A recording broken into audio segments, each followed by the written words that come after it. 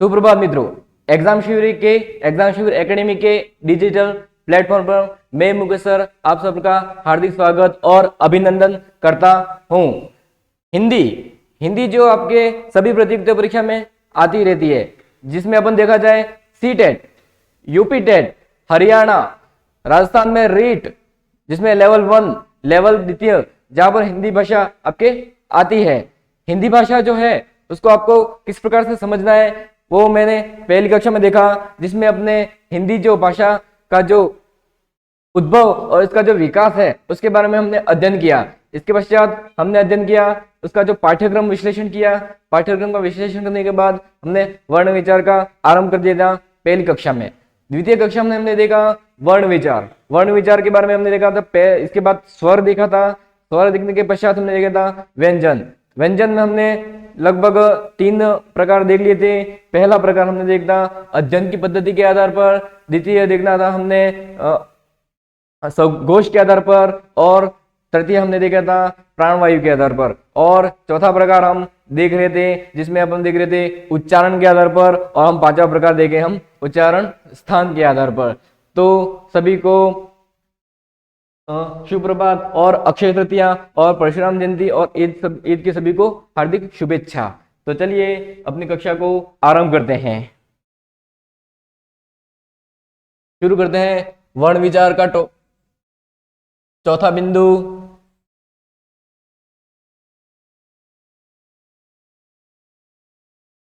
वर्ण विचार के हम प्रकार पढ़ रहे थे। उस प्रकार में अपना चौथा प्रकार पढ़ रहे हैं उच्चारण के आधार पर। उच्चारण के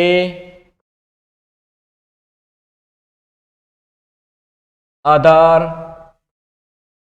पर कल हमने इसकी रूपरेखा बताई थी कि उच्चारण के आधार पर कौन कौन से प्रकार हैं, जिसमें अपन पहला प्रकार देखा था स्पर्शी व्यंजन।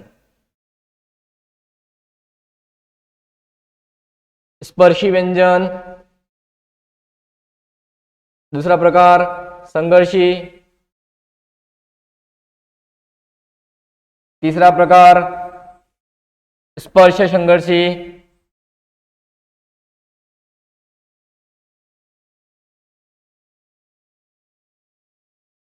चौथा नासिक्य।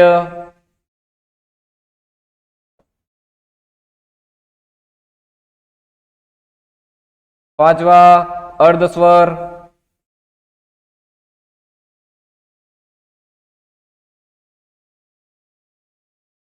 जिसे संघर्षहीन,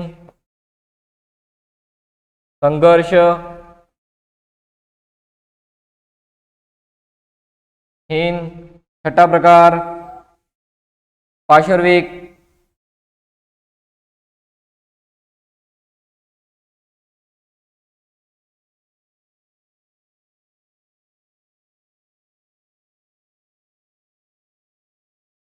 अर्धस्वर।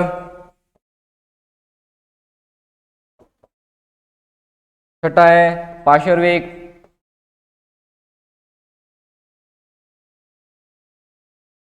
इसके बाद है सातवां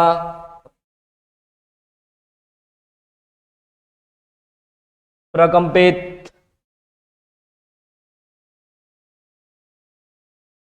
आठवां प्रकार,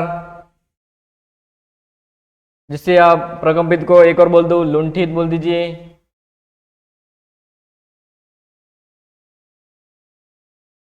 और आठवां भाग ताड़नजात।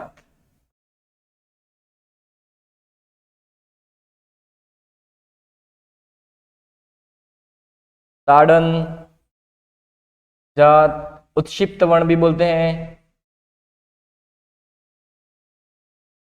फेंका हुआ वर्ण। तो ये हम अपनी रूपरेखाएं उच्चारण के आधार पर जिसमें अपन देख रहे हैं स्पर्शी, संघर्षी, स्पर्श संघर्षी, संघर्षहीन। इसके बाद नासिक्य है, अर्धस्वर है, पार्श्विक है, प्रकंपित है, ताड़नजात है, जिसे उत्क्षिप्त भी बोला जाता है। तो देख लीजिए ये है अपनी रूपरेखा।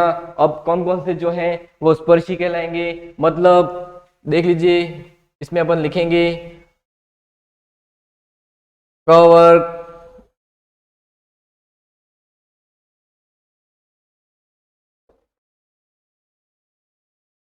देखिए स्पर्श में अपने जो च वर्ग को छोड़ देना है, बाकी के जो वर्ग हैं उसके प्रथम चार जो वर्ण होते हैं वह किस में आएंगे, स्पर्श में आएंगे।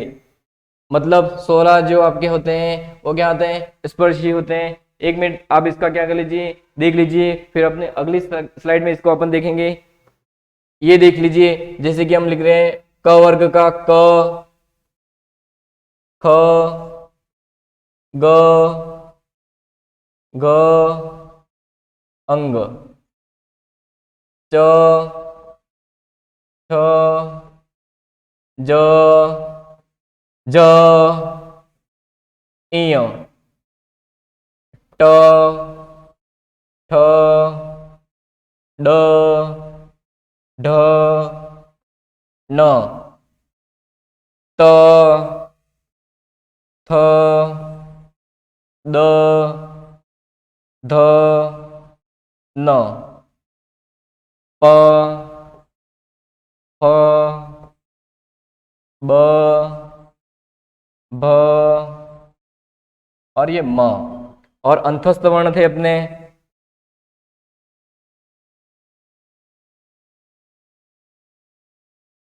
य, र,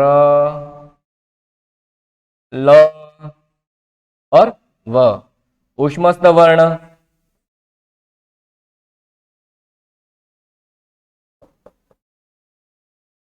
श, श, स,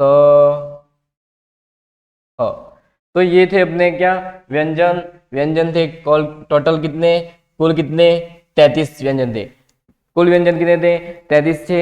हमने पहली रूपरेखा जो बनाई जिसमें हमें उच्चारण के आधार पर अपने व्यंजन पढ़ रहे हैं, तो एक बार इधर देख लीजिए, मैं बता रहा हूँ आपको किस प्रकार से हैं अपने व्यंजन।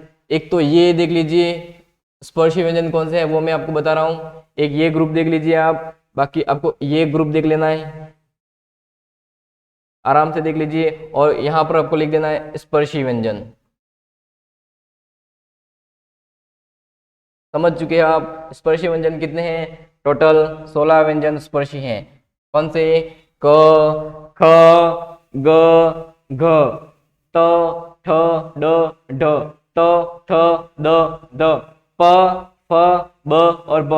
मतलब ये जो प्रत्येक वर्ग का च वर्ग को छोड़कर जितने भी अपने वर्ग हैं उसके प्रथम चार जो वर्ण होते हैं वह सभी किस में आएंगे, स्पर्शी में आएंगे। संघर्षी अगर आपने देखना चाहते हो तो ये आपके संघर्षी कहलाएंगे। उष्मस्थ वर्ण आपके क्या कहलाएंगे, संघर्षी। और यदि आपको बोला जाए स्पर्श संघर्षी, मतलब ये कितने हुए, टोटल 4 हुए संघर्षी। स्पर्श संघर्षी, स्पर्श संघर्षी कौन से हैं, तो एक बार देख लीजिए, गौर से देखिए, बोर्ड पर देखिए, आपके हैं स्पर्श संघर्षी। स्पर्श संघर्षी हैं आपके ये वाले, ये क्या कहे जाएंगे, स्पर्श संघर्षी। स्पर्श संघर्षी समझिए, मैंने क्या बताया, स्पर्शी बताए, स्पर्श संघर्षी भी आपके कितने होते हैं, कुल कितने होते हैं, 4 होते हैं। अब आपके नासिक के मैंने लिखवाया था, क्या लिखवाया था, नासिक के लिखवाया था, चौथा पॉइंट। नासिक के होते हैं आपके ये वाला ग्रुप, ये वाला जो पार्ट है वो पूरी चीज क्या कहलाएगी, आपके नासिक के कहलाएगी। ध्यानपूर्वक देखिए, महत्वपूर्ण बिंदु है यह उच्चारण के आधार पर जो कि प्रश्न आपके यहां से आएंगे। हमने चीज देख ली, अब क्या शेष बचा, ये भी चीज हो चुकी पूरी। अब बचा अंतस्थ में य, र, ल और व। य, र, ल, व में अपने एक तो ये देख लेंगे, य देख लेंगे, और अपन क्या देख लेंगे, व देख लेंगे। तो ये य और ये जो व है वह किस में आएगा, तो इसको इधर ले जाएंगे और इसको इधर ले जाएंगे। नासिक के टोटल कितने हैं, तो 5 होते हैं। और ये और वह इसको बोलेंगे अर्धस्वर। ये है अपने क्या, अर्धस्वर, जिसे अपन क्या कहते हैं, संघर्षहीन। संघर्षहीन, ज्ञान पूर्वक देखिए, बहुत ही महत्वपूर्ण बिंदु। इसके बाद अपना बचा र और ल। र क्या है आपके और ल क्या है, र आपके है इधर लिख लीजिए, र है क्या अपना इधर लिख लीजिए, इधर देखिए आपका र है अपना क्या, र है अपना क्या लुंठित, और अंतिम बचा अपना ल है अपना पार्श्विक, क्या है अपना पार्श्विक। ये कितने होते हैं, एक होता है सिर्फ, पार्श्विक कितना होता है, एक होता है। अब अपन एक और चीज देख लें, ये जो ड और ये जो ढ है उसमें अगर अपन नीचे बिंदी लगा देते हैं तो ये चीज क्या कहलाएगी आपके रीढ़, और रीढ़ होता है, और ये अपने होते हैं उत्क्षिप्त, ये होते हैं अपने उक्षिप्त वर्ण, और उक्षिप्त वर्ण होते हैं दो। तो आप चीज को समझ चुके होंगे कि मैंने क्या बताया, ये आप अच्छे से देख लीजिए इस चीज को कि क्या मैं बोल रहा हूँ, क्या मैं आपको समझा रहा हूँ, किस प्रकार से मैंने आपको समझाया है। यह तथ्य बहुत ही महत्वपूर्ण है, यहाँ से प्रश्न आपके आएंगे। स्पर्शी बता लिया, स्पर्श संघर्षी बता लिया, स्पर्श संघर्षी बता लिया। आप ये देख सकते हो, इधर देखिए उच्चारण के स्थान पर स्पर्शी व्यंजन, संघर्षी व्यंजन, स्पर्शी संघर्षी व्यंजन, नासिक्य व्यंजन, अर्धस्वर व्यंजन, पार्श्विक, प्रकंपित जिसको लुंठित भी बोलते हैं, ताड़नजात और उत्क्षिप्त। यही चीज ही मैंने ये मैप के द्वारा बता दिया आपको, देख लीजिए।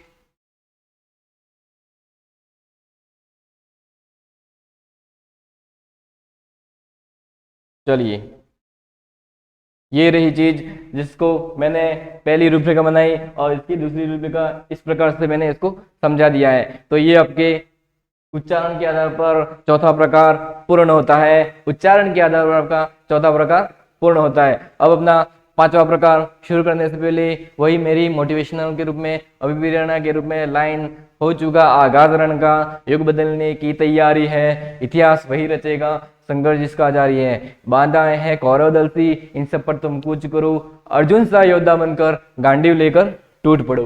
तो चलिए शुरू करते हैं अपना अंतिम पाठ, उच्चारण स्थान के आधार पर। उच्चारण स्थान के आधार पर यहाँ पर आपके प्रश्न आते हैं, जिसमें अपन देखेंगे उच्चारण स्थान के आधार पर। उच्चारण स्थान के आधार पर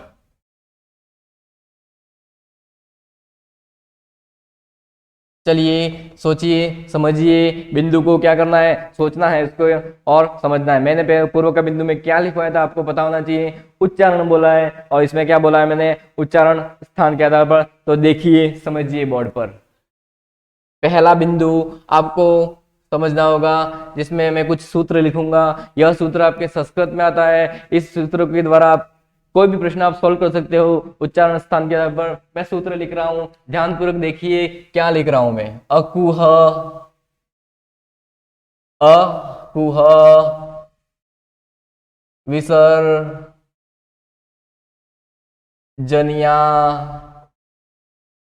नाम कंठ, ये हमारा संस्कृत में सूत्र चलता है। इसी सूत्र के आधार पर अपने जो कंठ जो होता है उसका उच्चारण जो होता है वो किस प्रकार से होता है वो आपको समझ में आ जाएगा। अकुह विसर्जन्यानाम कंठः, क्या लिखा है मैंने, अकुह विसर्जन्यानाम कंठः।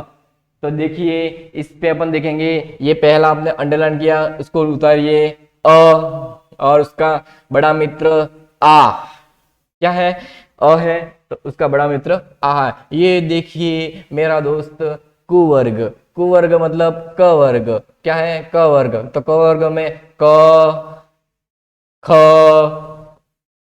ग, घ और अंग। अब बचा हमारा क्या, ये ह, लेकिन ये ह जो है वो अपने हिंदी में अलजिह्वा के नाम से आता है। ह जो है आपके अलजिह्वा के नाम से आता है, इसलिए इसको यहाँ पर अपन क्या करेंगे, कट कर देंगे। इस अलजिह्वा को अभी अपन क्या करेंगे, कट कर देंगे।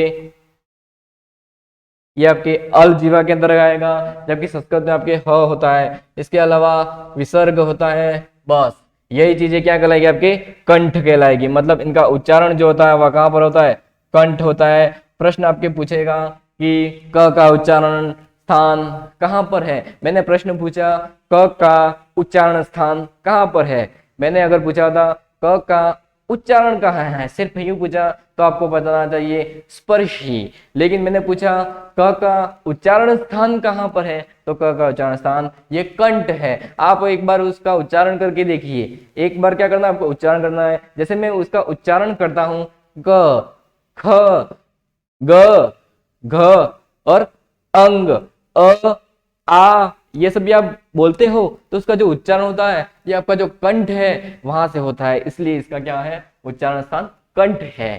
तो द्वितीय भाग इचु यशानाम तालु, इचु य शा नाम तालु, इचु यशा नाम तालु। नाम से आपको समझ में आ चुका होगा ये कंठ है और ये तालु है। अब इसका अपन क्या करेंगे, पद छेद करेंगे। क्या करेंगे, इसका आप पद छेद करिए। अब देख लीजिए, थोड़ा समझिए, जिस प्रकार से हमने अकु विसर्जन नाम कंठ का पद छेद किया था उसी प्रकार से हम क्या करेंगे, इचु यशा नाम तालु का हम क्या करेंगे, आप पद छेद करेंगे। मैं पद छेद करता हूं, क्या कर रहा हूं, पद छेद करता हूं। ई बड़ी ई, ये चू मिल रहा है मुझे, चू का मतलब है च वर्ग, और च वर्ग में च, छ, ज और ये झ और ये इ। तो समझ चुके हो, ई बड़ी च छ ज ज इ। और क्या आ रहा है, देखो इधर देखिए, इधर देखिए, बोर्ड पे देखिए, शाम पिट्ट पर देखिए आप, यह आ रहा है, लिख लीजिए यहाँ पर, यह छ आ रहा है, लिख लो छ। तो ये चीज क्या कहलाएगी, अपनी तालु कहलाती है। मतलब सीधा सा है, या इनका उच्चारण क्या है, तालु है, तालु है। समझ चुके हैं आप, इचु यशा नाम तालु, ई बड़ी च छ ज झ य य और श, ये सभी चीजें जिसका उच्चारण कहां पर होता है, तालु में होता है। तीसरा ऋतु रसाणाम मूर्धा, क्या है सूत्र, ऋतु र शा नाम मूर्धा, मतलब मूर्धा जिसका उच्चारण स्थान कहां पर होता है, मूर्धा से होता है। वही पकड़िए आप जो मैं समझाने जा रहा हूं, समझिए। ये रहा अपना री, ये अपना टू मतलब ट वर्ग, ये बचा र, ये बचा श। तो देखिए आप इसको क्या करना है, उतार लेना है, जैसा लिखा है री। अब ट वर्ग है तो ट, ठ, ड, ढ, न, ट, ठ, ड, ढ, न। और क्या है, र है भैया, है ना, र है। इसके बाद क्या है, श है। तो आप देख चुके हैं, बोर्ड पर आप देख रहे हो ऋतु रसाणाम, ठीक है ना, ऋतु रसाणाम मूर्धा, री ट ठ ड ढ न त और र और श। तो ये चीजें क्या है, आपके मूर्धा के अंतर्गत आती है। समझिए, वापस मैं बता रहा, अकु विसर्जनम कंठ, इचु यशानाम तालु, ऋतु रसाणाम मूर्धा।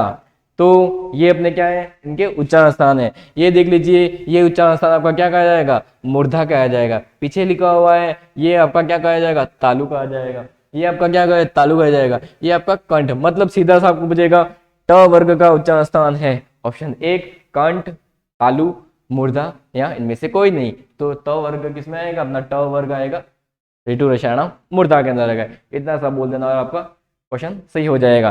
तो चलिए आगे की स्लाइड में अपन बढ़ते हैं। चौथा,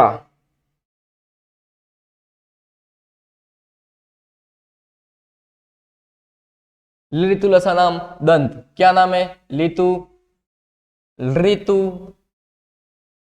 ऋतु लसा नाम, ऋतु लसा नाम दंत। नाम से आपको समझ में आ जाएगा है कि मैं दंत के बारे में, दांत के बारे में, मतलब कोई भी अपन व्यंजन जो है जिसका अपन अगर क्या करेंगे, का उच्चारण करेंगे तो उसका जो उच्चारण होगा वह कहां से होगा, दंत से होगा। तो देखिए ऋतु लसा नाम दंत, ये रहा अपना री, फिर त वर्ग है, तू मतलब तू, और त से मतलब त वर्ग, त, थ, द, ध और न, त, थ, द और ध और न। ये ल और स भी आ रहा है, देखिए अब ल बोलिए और इसका उच्चारण स बोलिए तो क्या आएगा, अपना दंत आएगा, सीधा सा क्या आ जाएगा, दंत आएगा।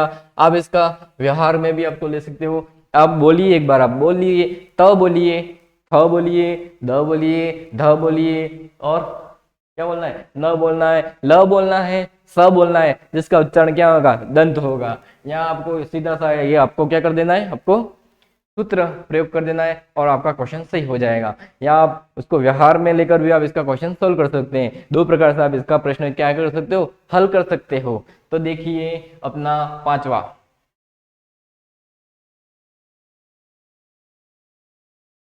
अपुपद्यमानो ओष्ठो, उ प पद्य उपपद्यमानो अपु पद्य मानो, अपु पद्य मानो ओष्ठो। क्या है, अपपद्यमानो ओष्ठो, ऐसे सूत्र होता है और ओष्ठो से क्या बनता है, अपना उच्चारण ओष्ठ। देखिए आपका क्या है, ये सूत्र है तो उसमें अपना क्या है, उत्तर छिपा हुआ है, उ और बड़ा उ और पु मतलब प वर्ग, प, फ, ब, भ और म, प, फ, ब, भ और म। अब क्या बचा, बस इतने ही हैं अपने क्या, ओष्ठ के अंतर्गत। क्या है ये, ओष्ठ। आप उच्चारण कीजिए, उ उ उ, प, फ, ब, भ और म। मतलब ये आपका जो उच्चारण करने पर जब आपकी जिह्वा जो जाएगी वो कहाँ पर जाएगी, ओष्ठ की ओर क्या करेगी, अग्रसर होगी। तो आप समझिए इस चीज को।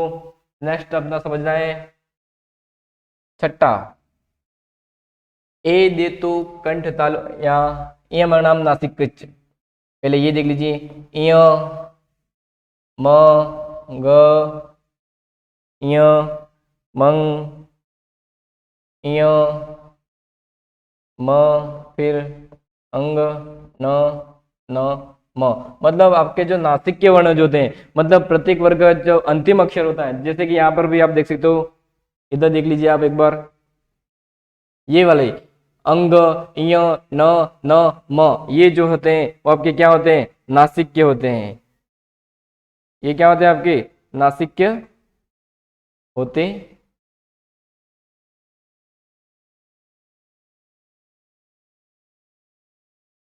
चलिए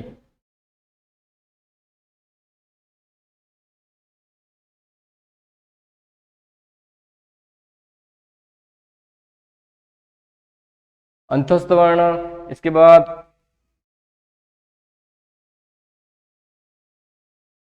चलिए नासिक्य, नासिक्य होते हैं अपने छठा, इ है, म है, अण है, न है और म है। ये किसमें आएंगे, नासिक के अंदर आएंगे। सातवां अपना आता है कौन सा, ए देतो कंठ तालु, ए दो तो कंठ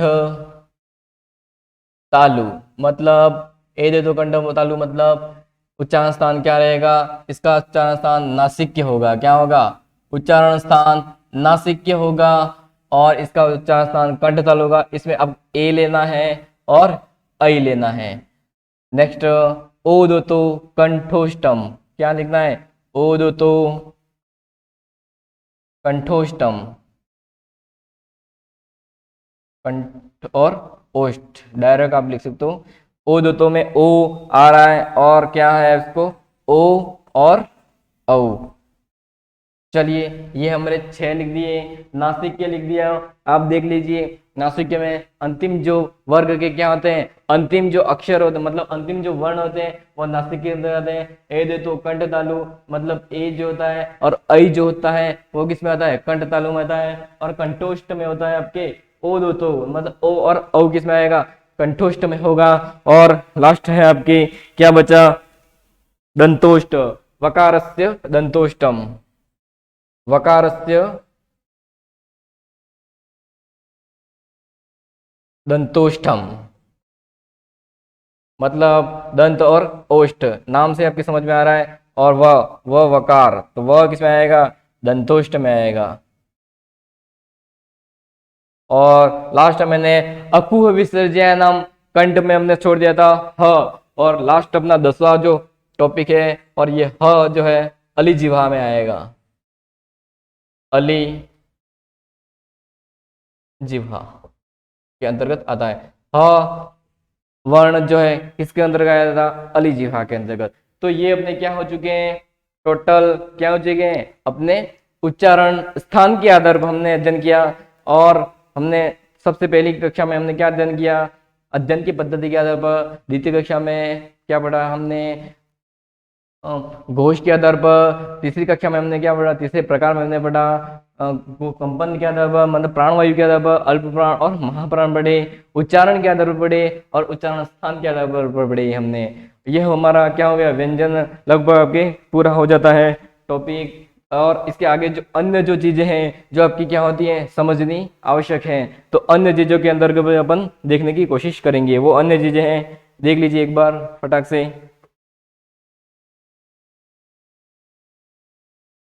चलिए,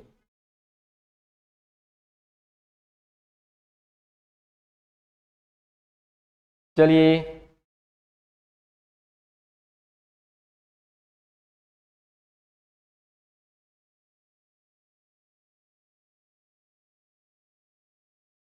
ये रहा अपना पूरा टॉपिक। चलिए नेक्स्ट अपन देखते हैं अन्य विषय वस्तु। वर्ण विचार में हमने स्वर और व्यंजन के बारे में पढ़ लिया। अब थोड़ी सी अपन चीज देख लेंगे अपन, क्या, अन्य विषय वस्तु।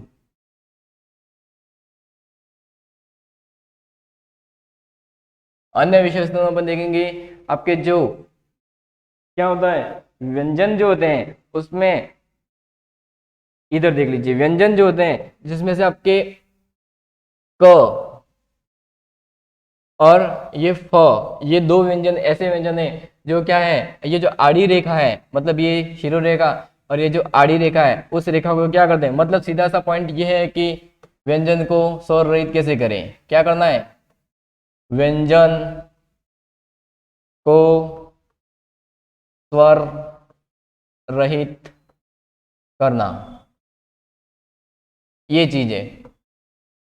दो व्यंजन ऐसे हैं जो क्या करते हैं, शिरो रेखा से क्या करते हैं, लांघते हैं। मतलब ये जो रेखा है, खड़ी पाई जो रेखा है, उसके क्या करते हैं, इस प्रकार से ये क क्या कर रहा है, ये पूरा इस चीज को ये क्या कर रहा है, लांघ रहा है। अब इसको आधा करने के लिए ये क्या करेंगे, इस प्रकार सा क लिखेंगे। और फ को लिखना है तो आप क्या करेंगे, इस प्रकार का फ लिखेंगे। तो ये अपने क्या हो चुके, आधे वर्ण। बाकी जो 22 जो वर्ण होते हैं, जो 22 जो वर्ण होते हैं वो कैसे वर्ण होते हैं, ये अपने क्या करते हैं, जैसे कि हमने ग लिखते हैं अपन, ये ग लिखा है, उस ग को आपको आधा करना था, सीधा से क्या करेंगे, इस प्रकार से लिखेंगे। इस मतलब ये जो खड़ी पाई है, उस खड़ी पाई को अपन क्या करेंगे, सीधा सा क्या कर देंगे, इसको हटा देंगे। क्या करेंगे, हट जाए करके इसको क्या कर देंगे, हटा देंगे। उसी प्रकार से आप क्या करेंगे, ख अगर लिखना है आपको, इधर देखिए, ये मैंने क्या लिखा, ख पूरा लिख दिया इस प्रकार से। अब इसको हमको क्या करना है, आधा करना है, तो सीधा सा क्या कर देंगे, खड़ी पाई हटा देंगे और ये ख लिखा जाएगा। तो आपको समझ चुके हो कि मैं क्या कहना चाह रहा हूँ। दो वर्ण क्या होते हैं, खड़ी पाई को लांघते हैं। 22 वर्ण क्या करते हैं, खड़ी पाई के हटाने पर क्या हो जाते हैं आपके, खड़ी पाई को हटाने पर क्या हो जाते हैं आपके, आधे हो जाते हैं। समझ चुके हो आप, खड़ी पाई को हटाने पर क्या हो जाते हैं आपके, आधे हो जाते हैं। और 9 वर्ण ऐसे हैं जिसको अपन क्या कहते हैं, गोल वर्ण कहते हैं, गोल वर्ण। और वो गोल वर्ण कौन कौन से हैं, आप देख लीजिए। गोल वर्ण है अपने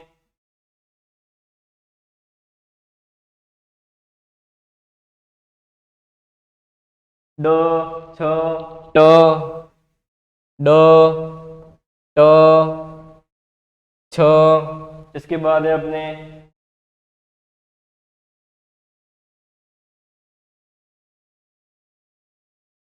ढ, द, ढ, द, र, 1 2 3 4 5 6। और ट, ह, ह, ड, छ, ट, ठ, ड, ढ, द, र और ट। 1 2 3 4 5 6 7 और दो और है, हमने ड लिख दिया, ठ लिख दिया, ट, ठ, ट, ठ, द, र, ह। ठीक है, तो इसमें से आपका जो ये जो होता है वह क्या कहलाता है? रेफ कहलाता है। 1 2 3 4 5 6 और 7। एक मिनट देख लेते हैं अपन। पहला अपना है क्या है? ड, छ, ड, छ। इसके बाद आता है अपने ट, ठ, ड, ट, ठ, ड। और आता है अपने ढ, द, र, ढ,